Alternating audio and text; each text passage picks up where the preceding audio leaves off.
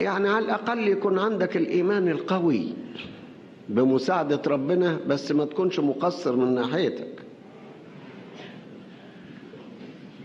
شوفوا نوع الاطمئنان اللي مبني على الإيمان والقوة دي. المرأة الشونامية جت لإليشع وقالت له الواد مات،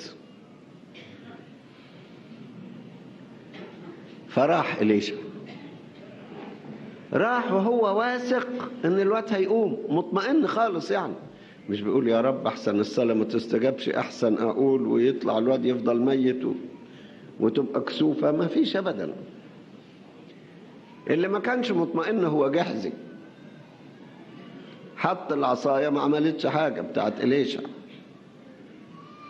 لكن إليشع راح وقوم الواد. تعالي معايا ما تخافيش الواد هيقوم. ايه ده؟ دي ثقة مش معقولة ان واحد يقف قصاد ميت يقول لها ما تخافيش الواد هيقوم.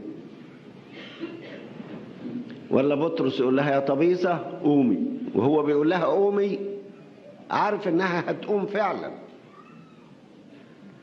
ده واحد مطمئن واثق من عمل ربنا، واثق ان الكلمة لا ترجع فارغة.